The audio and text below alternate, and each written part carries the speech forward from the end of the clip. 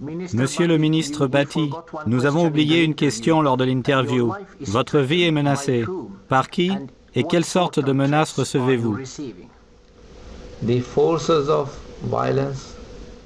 Des organisations violentes, des groupes militants interdits. Les talibans et Al-Qaïda veulent imposer leur philosophie radicale au Pakistan. Et quiconque s'oppose à leur philosophie extrémiste est menacé. Lorsque je mène cette campagne contre la charia, pour l'abolition de la loi réprimant le blasphème, que je parle au nom des opprimés, des chrétiens marginalisés et persécutés, et au nom des autres minorités, les talibans me menacent. Mais je veux faire savoir que je crois en Jésus-Christ qui a donné sa vie pour nous. Je connais le symbole de la croix qui guide mon chemin. Hospital of Islamabad, and now all the district administration and police officials are going over there, and now the security has been put on high alert in the federal capital, especially all those people who are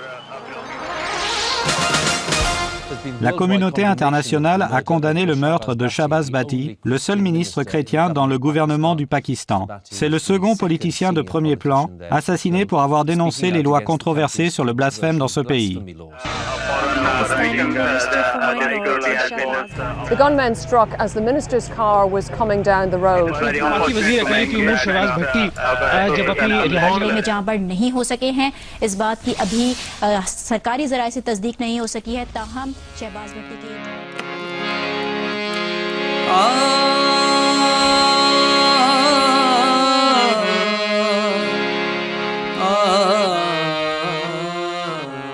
Pour tout le monde au Pakistan, c'est plus qu'un martyr, c'est un héros. Shahbaz Bhatti a gagné le cœur des masses pakistanaises. Il n'avait qu'un but dans la vie, une mission, celle de soulager la détresse des minorités religieuses du Pakistan. C'était incontestablement un homme avec un rêve et la vision que nous pouvons vivre ensemble, bien que nous soyons de groupes religieux différents.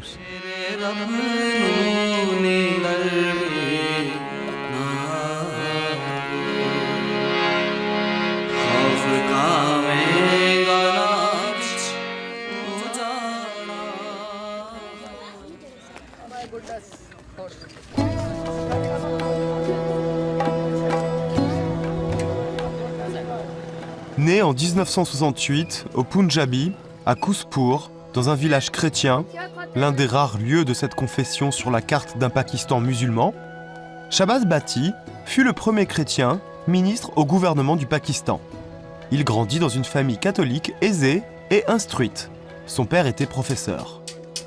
Dans une interview publiée dans Les chrétiens au Pakistan, une tentative d'espoir, qui deviendra plus tard son testament spirituel, Shahbaz Bhatti fait référence à l'une des expériences capitales de sa vie. Je me souviens, c'était le vendredi saint avant Pâques. J'avais tout juste 13 ans. J'ai entendu un sermon, comment Jésus s'est sacrifié, nous a accordé le rachat et le salut du monde. C'est alors que je décidai de méditer sur l'amour de Jésus pour nous, ce qui m'a conduit à offrir ma vie au service des chrétiens, surtout des pauvres, des nécessiteux, des persécutés et des victimes dans ce pays islamique. J'ai cette passion et je crois que ces gens appartiennent à notre communion avec le Christ.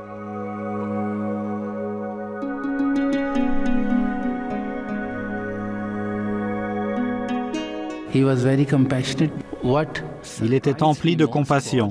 C'est sa relation et son association avec les travailleurs des briqueteries qui m'a le plus surpris.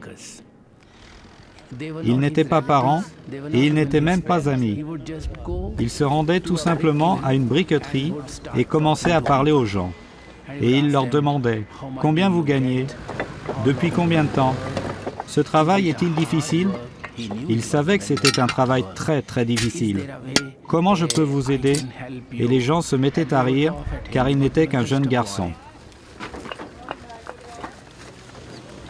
J'ai découvert qu'il avait parmi ses amis des conducteurs de charrettes tirés par des ânes et même des balayeurs et des concierges. Beaucoup de monde était en contact avec lui.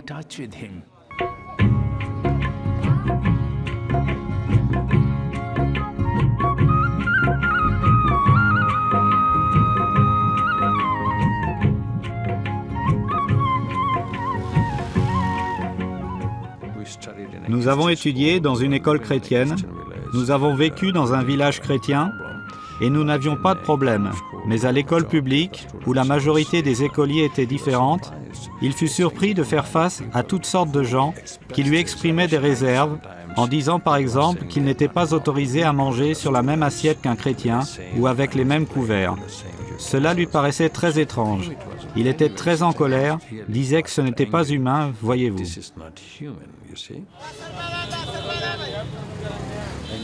Je l'ai rencontré à l'université.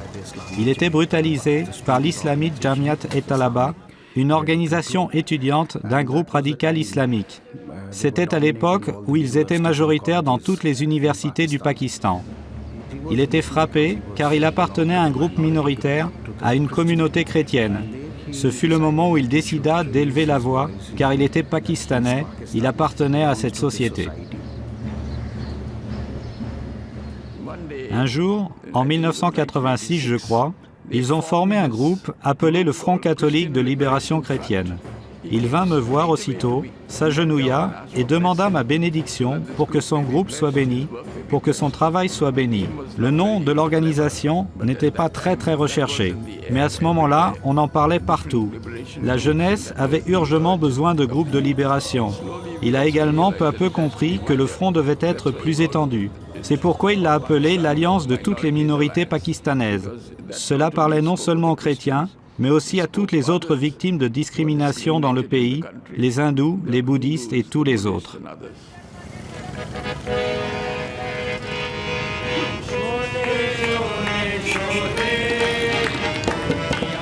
Shahbaz Bhatti évoque ce moment dans son livre. Avec mes collègues, j'ai voyagé dans tout le pays, rencontré des femmes, des hommes, des pauvres, des villageois, des fermiers, des nécessiteux et des opprimés. J'ai passé du temps avec eux, les ai soutenus et leur ai dit qu'ils n'étaient pas seuls. Si jamais quelque chose arrivait, tout acte de violence, de terrorisme, quoi que ce soit, nous retrouvions les victimes et les aidions immédiatement. En cas d'inondation, de pauvreté, de tremblement de terre, de catastrophe naturelle ou de violence, nous étions là pour les aider.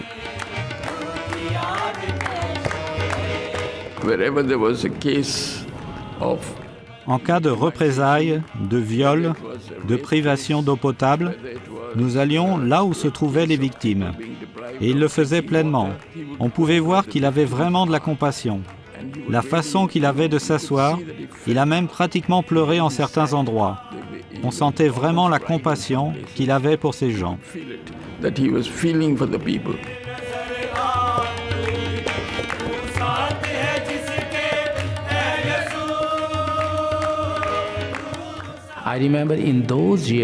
Je me rappelle les années où Benazir Bhutto était en exil à cause du président Zia-ul Haq.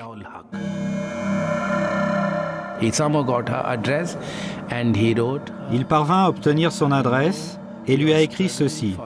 « Je connais votre combat pour les classes défavorisées du Pakistan. Je suis un garçon chrétien ici, j'ai des amis musulmans, et nous nous battons tous pour l'égalité sociale et nous aimerions vous rejoindre. » Et à sa grande surprise, il reçut une lettre de Benazir Bhutto dans laquelle elle écrivait « Je suis très encouragée par ce que vous avez écrit et je suis heureuse qu'un garçon chrétien pense comme moi. Je me prépare à revenir au Pakistan et lorsque je serai au Pakistan, nous nous rencontrerons. » Et ils se rencontrèrent. Et c'est ainsi qu'il a rejoint Benazir Bhutto. Et c'est ainsi que son combat fut officiellement reconnu.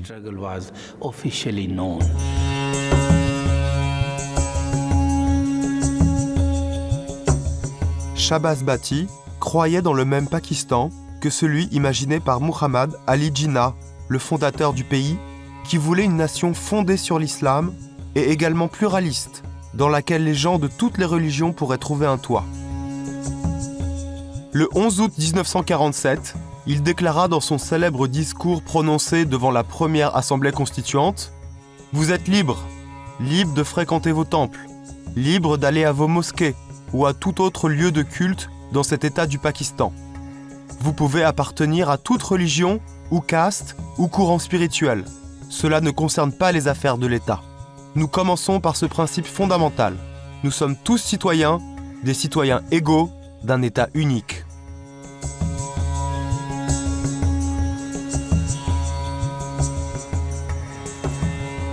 Et pourtant, le statut des chrétiens et celui des membres d'autres minorités religieuses s'est considérablement détérioré depuis la création du Pakistan.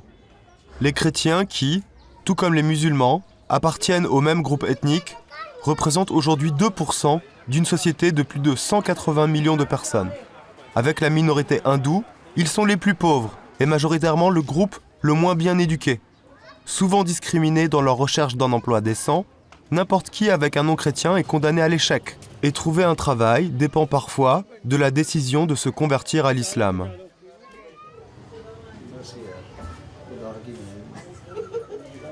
Les chrétiens et les hindous au Pakistan sont considérés comme des étrangers. Ils ne bénéficient d'aucune considération. Ils n'ont pas de terre, ils n'ont pas d'emploi, ils ne peuvent que remplir les tâches subalternes laissées par les musulmans. C'est pour eux très difficile. C'est comme l'apartheid en Afrique du Sud, les chrétiens ne sont personne.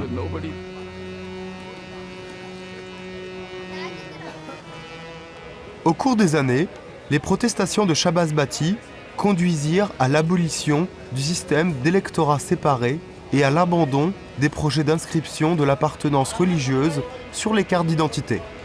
Il réunit les représentants de chaque minorité sous la bannière de l'Alliance de toutes les minorités pakistanaises. Parmi ses nombreux amis, il y avait beaucoup de musulmans, auxquels il vouait un grand respect, et il s'efforçait d'aider toutes les personnes en détresse ou victimes de discrimination, indépendamment de leur croyance religieuse ou origine ethnique. Il décrivait ainsi sa motivation. Nous travaillons avec différentes religions au Pakistan et je suis béni par la présence de nombreuses d'entre elles dans notre association. Nous travaillons avec des hindous, des sikhs, des zoroastriens, des kalash et d'autres. Et nous aidons aussi les musulmans. Je considère que Jésus est venu pour tous les peuples du monde.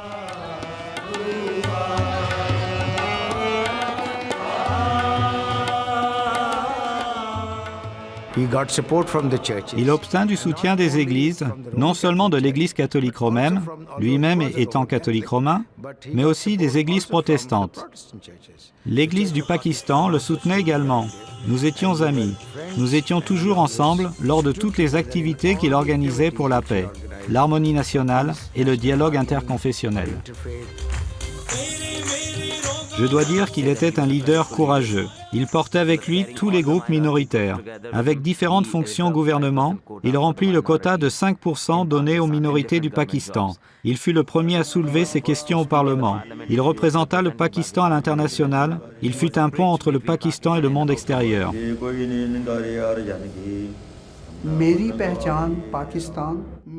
Le Pakistan est mon identité. Le Pakistan est mon honneur. Le Pakistan est mon amour. Le Pakistan est ma fierté. Le Pakistan est notre terre natale. Shahbaz Bhatti, qui dédia sa vie à cette cause, a fait preuve d'une grande empathie envers toutes les minorités. Il était immensément, exclusivement un homme bon.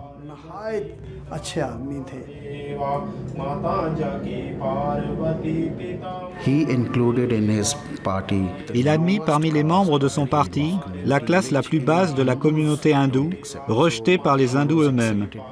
Il était de ce fait accepté de tous. Les principaux chefs religieux l'acceptaient et suivaient son exemple. Et pour la première fois dans l'histoire du Pakistan, nous rassemblâmes toutes les personnalités religieuses, y compris les leaders musulmans.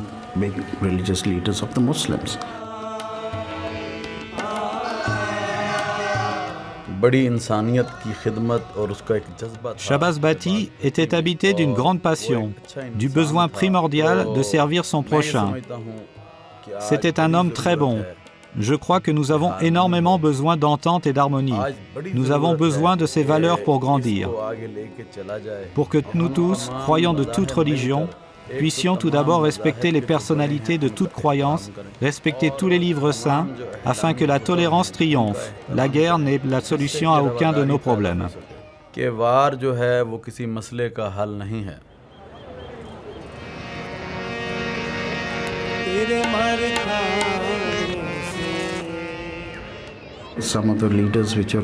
Quelques leaders étaient ouverts d'esprit, mais il y avait un groupe qui ne pouvait l'accepter, qui pensait qu'il n'était pas suffisamment en faveur de la promotion de l'islam qu'il était anti-islamique, mais cela était faux.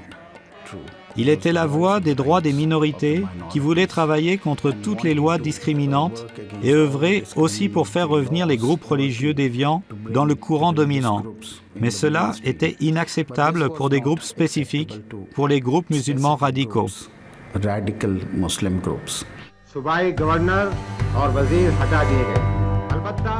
Introduite en 1985 par le général Zia-ul-Haq, les lois sur le blasphème demeurent la plus importante source de discrimination et aussi une menace pour les chrétiens, tout comme pour les autres minorités religieuses.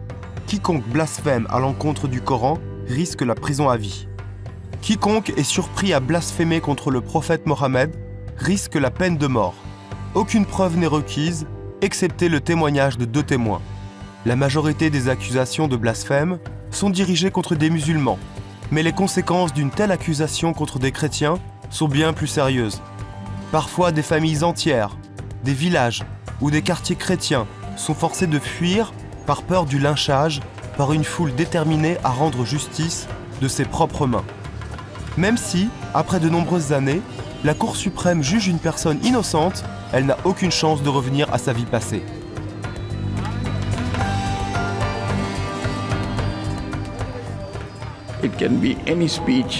Cela peut être n'importe quelle parole ou insinuation, n'importe quel geste contre le vénéré prophète, que la paix soit avec lui, qui peut être puni de la peine de mort.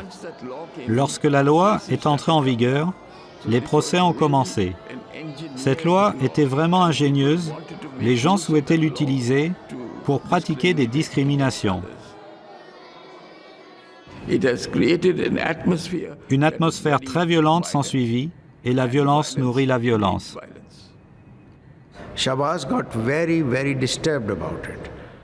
Shabazz était très préoccupé par cette situation.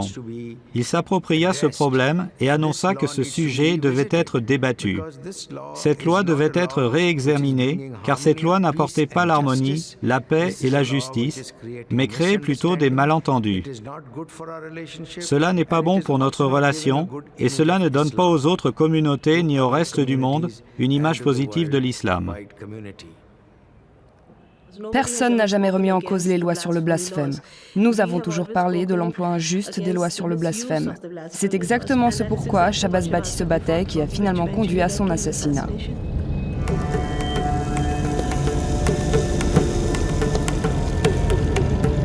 Vers la fin 2008, Shabazz Bhatti, qui jusque-là avait constamment refusé d'accepter toute responsabilité publique, répondit aux appels de l'évêque Anthony Lobo d'accepter sa nomination au poste de ministre des minorités religieuses au sein du gouvernement dirigé par le Parti du peuple pakistanais.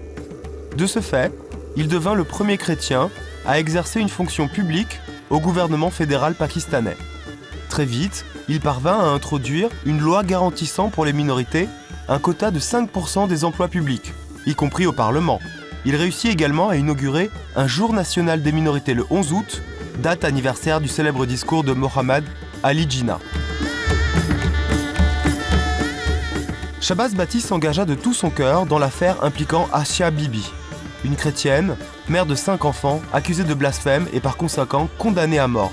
En dénonçant publiquement le détournement des lois sur le blasphème, Shabazz fut la cible d'un nombre croissant de menaces.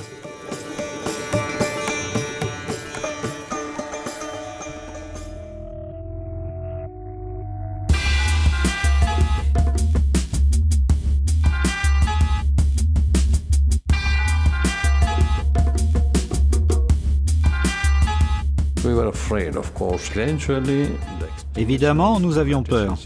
Peu à peu, l'extrémisme, le fanatisme, cette rage sectaire dans la société grandit, ici jour après jour, et il recevait toujours plus de menaces, tandis qu'il devenait de plus en plus influent.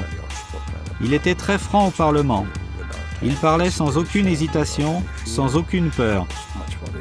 J'étais très inquiet, car je savais que les menaces auxquelles il faisait face pourraient lui coûter la vie.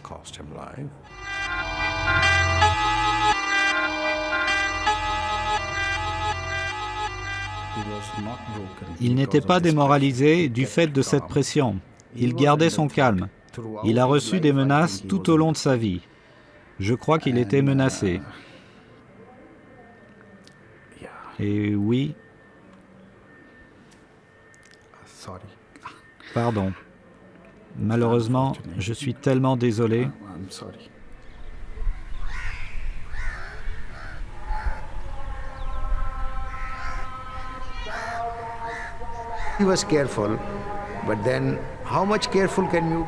Il était sur ses gardes. Mais comment peut-on être sur ses gardes quand quelqu'un est déterminé à vous tuer ou vous éliminer? Je crois que tout était clair dans la tête de Shabazz. Il était très fort dans sa foi, très engagé dans le combat contre les abus des lois sur le blasphème. J'ai rencontré Shabazz quelques semaines avant son assassinat et il m'a dit « Évêque Saab, je suis prêt à sacrifier ma vie. C'est une cause pour laquelle on ne peut pas faire de compromis. Si ma carrière politique doit être détruite, qu'il en soit ainsi. Si je dois perdre mon poste de ministre au gouvernement, je suis prêt. Et si je dois être tué, je suis prêt. »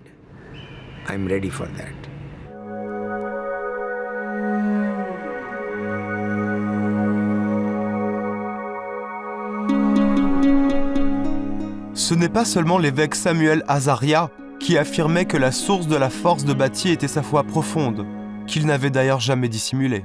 Un jour, il écrit « Je veux partager que je suis très fortement inspiré par la Sainte Bible et la vie de Jésus-Christ. Plus je lis le Nouveau et l'Ancien Testament, plus cela me donne de force et de détermination. Les versets que je préfère lire de la Sainte Bible disent « Je suis venu à vous lorsque j'avais faim, lorsque j'avais soif, lorsque j'étais emprisonné. Ainsi, lorsque je vois les gens pauvres, je pense que Jésus aurait pu venir me voir. »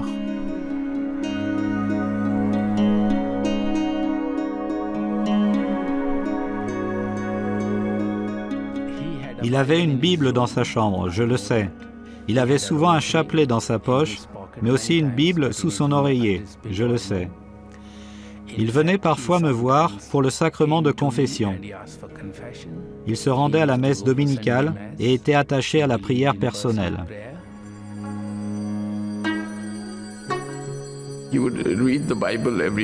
Il pouvait lire la Bible chaque jour et surtout l'Évangile de Luc, où l'on découvre que Jésus est venu annoncer la bonne nouvelle aux pauvres, qu'il est venu rendre la liberté aux prisonniers, rendre la vue aux aveugles, que le temps du jubilé était venu.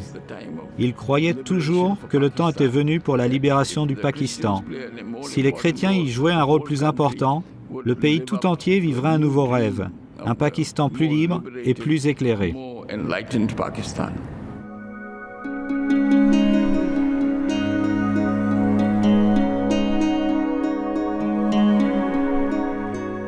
Deux ans avant sa mort, Bati a écrit « Je ne veux pas la popularité, je n'ai pas l'ambition des postes à responsabilité. Je désire seulement une place aux pieds de Jésus. Je veux que ma vie, ma personne, mes actions parlent en mon nom et montrent que je suis avec Jésus-Christ. Grâce à ce désir, je me considérerai encore plus heureux si dans mon effort et ma lutte pour aider les chrétiens, persécutés et victimes du Pakistan, Jésus-Christ accepte ma vie en sacrifice. Je veux vivre pour le Christ et mourir pour lui. »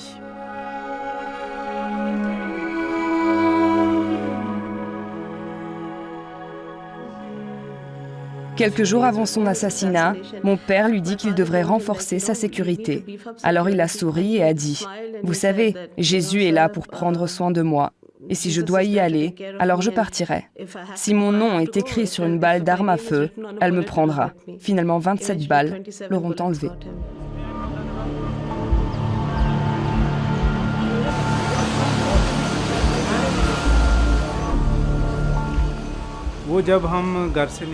Lorsqu'il quitta sa maison, une voiture attendait au portail, directement en face. Au moment où il sortait en voiture, ils ont immédiatement ouvert le feu. Je ne pouvais pas faire demi-tour. Il y avait un transformateur d'un côté et un pylône électrique de l'autre. Très vite, ils ouvrirent la porte de derrière et l'un des hommes commença à tirer. Il tirait déjà en sortant de la voiture. Ça n'a même pas duré une seconde.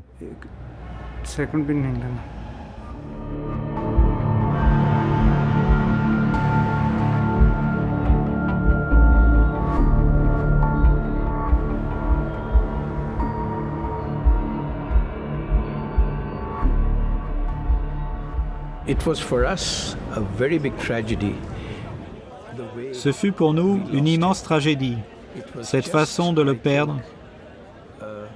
Selon moi, c'était simplement une réaction extrémiste, réellement fanatique, pour réduire au silence une personne qui avait atteint le rang de ministre, qui s'efforçait de promouvoir l'entente entre l'islam et les autres religions et qui travaillait pour l'harmonie et la paix. आज है महफिल दीद के काबिल शमा भी है परवाना भी शमा भी है On se rend compte de son amour lorsque la personne n'est plus. On ne le réalise pas lorsqu'elle est vivante. Cela fait partie des choses, nous le savons tous. शमा भी है परवाना भी आज है महफिल Je crois que c'était les plus grandes obsèques que je n'ai jamais vues. Tout le monde criait et gémissait, se frappait la poitrine et pleurait, et tout le pays était choqué.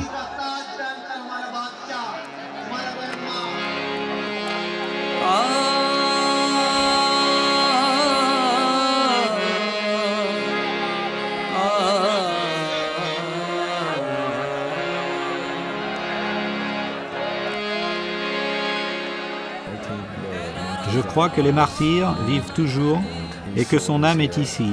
Et je dis à Shabazz, nous t'aimons très fort. Nous sommes ici pour accomplir tes rêves et les chrétiens ne souffriront plus car nous sommes là. Nous brandissons tes étendards, nous chantons tes slogans.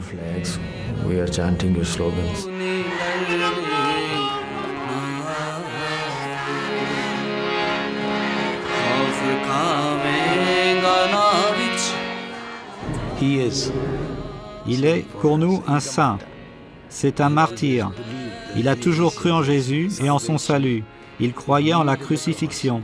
Et je crois qu'il gardait toujours cette croix devant lui.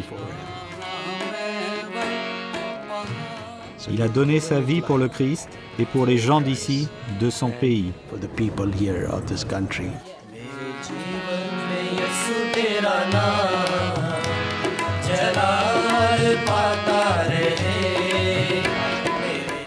Mon enveloppe charnelle est blessée, mais ces blessures ne sont pas physiques. Elles sont les blessures de l'inquiétude, du chagrin, des larmes et des douleurs des chrétiens persécutés au Pakistan, des chrétiens nécessiteux et opprimés.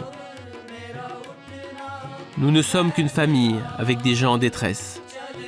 Ainsi, c'est en famille que nous devrions partager les chagrins, les larmes et les souffrances de chacun.